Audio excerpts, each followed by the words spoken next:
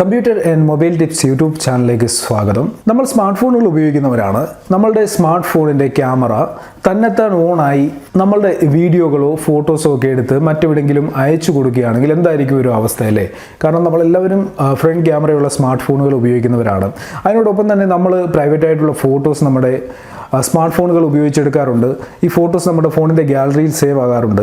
നമ്മുടെ ഫോണിൻ്റെ ഗ്യാലറിയിലുള്ള എല്ലാ കാര്യങ്ങളും എല്ലാ ഫോട്ടോസും മറ്റെവിടെയെങ്കിലും ഇരുന്ന് ഒരു വ്യക്തിക്ക് കാണാൻ സാധിക്കുമെങ്കിൽ എന്തൊരവസ്ഥയായിരിക്കും അല്ലേ?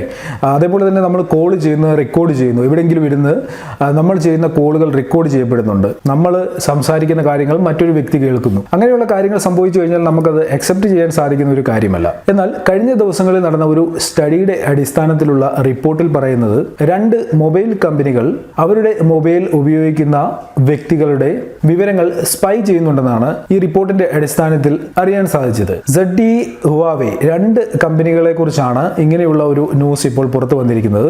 ഈ 2 കമ്പനികളും ചൈനീസ് കമ്പനികളാണ്. ചൈനീസ് കമ്പനികളുടെ ഫോണുകളാണ് ഹുവാവേയും ZTEയും. നമുക്കറിയാം, ഇന്ത്യൻ മൊബൈൽ വിപണിയിൽ ഏറ്റവും കൂടുതൽ മൊബൈലുകൾ വിറ്റഴിയുന്നത് ചൈനീസ് കമ്പനികളുടെ മൊബൈലുകളാണ്. അപ്പോൾ എല്ലാ ചൈനീസ് കമ്പനികളുടെയും മൊബൈലുകൾക്ക് ഇങ്ങനെ ഒരു പ്രശ്നമില്ല.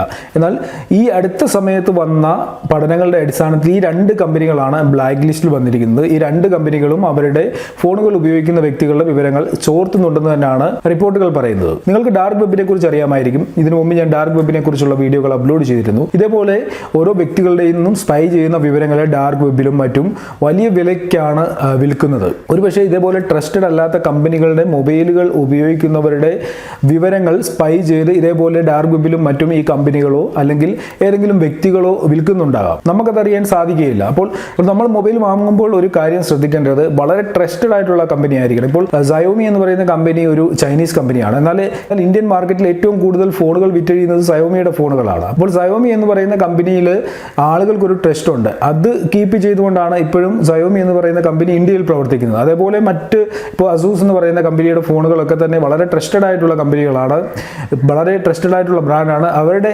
ഫോണുകളിലൊന്നും ഇങ്ങനെയുള്ള ഒരു പ്രശ്നം നമുക്ക് കാണാനായിട്ട് സാധിക്കത്തില്ല. ഇപ്പോൾ സാംസങ്ങിൻ്റെ ആയിക്കോട്ടെ ആപ്പിളിൻ്റെ ഫോണുകളായിക്കോട്ടെ എല്ലാ ഫോണുകളും മാനുഫാക്ചർ ചെയ്യുന്നത് ചൈനയിലായിരിക്കാം. ചൈനയിൽ നിന്ന് മാനുഫാക്ചർ ചെയ്തു വരുന്ന ഈ ഫോണുകളിൽ സോഫ്റ്റ്വെയറുകൾ ഇടുന്നത് ഇപ്പോൾ സാംസങ്ങോ ആപ്പിളോ പോലെയുള്ള ട്രസ്റ്റഡ് ആയിട്ടുള്ള കമ്പനി ആണെങ്കിൽ ഉപഭോക്താവിന് ഒരു രീതിയിലുള്ള ടെൻഷൻ്റെയും ആവശ്യമില്ല. എന്നാൽ ഈ പറയുന്ന ചൈനീസ് ലോക്കൽ കമ്പനികൾ ഉണ്ടാക്കുന്ന ഫോണുകൾ ഒരു രീതിയിലുള്ള സുരക്ഷയും ഒരു ഉപഭോക്താവിന് കൊടുക്കുന്നില്ല എന്ന് തന്നെ വേണം നമ്മൾ പറയാനായിട്ട്. ചൈനീസ് കമ്പനികളെല്ലാം തന്നെ ഉപഭോക്താവിൻ്റെ വിവരങ്ങൾ സ്പൈ ചെയ്യുന്നു എന്നല്ല ഞാൻ പറഞ്ഞു വരുന്നത്. Xiaomi പോലെയുള്ള കമ്പനികളും ഇതിനിടയിലുണ്ട്. എന്നാൽ ഇങ്ങനെ ഒരു റിപ്പോർട്ട് വന്നതിൻ്റെ അടിസ്ഥാനത്തിലാണ് ഈ വിവരം ഞാൻ നിങ്ങളുമായിട്ട് ഷെയർ ചെയ്യുന്നത്.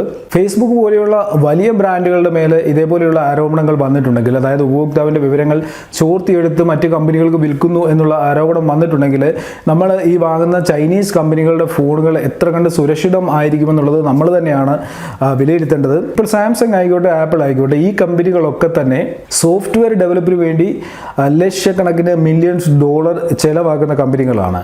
അപ്പോൾ സോഫ്റ്റ്വെയറിൻ്റെ സൈഡിൽ നിന്നും ഉപഭോക്താവിന് ഒരു രീതിയിലുള്ള സെക്യൂരിറ്റി പ്രോബ്ലവും ഉണ്ടാകാത്ത രീതിയിലുള്ള സോഫ്റ്റ്വെയറും ഫോണുകളുമാണ് സാംസങ് ആപ്പിൾ തുടങ്ങിയ കമ്പനികൾ വിപണിയിൽ എത്തിക്കുന്നത്.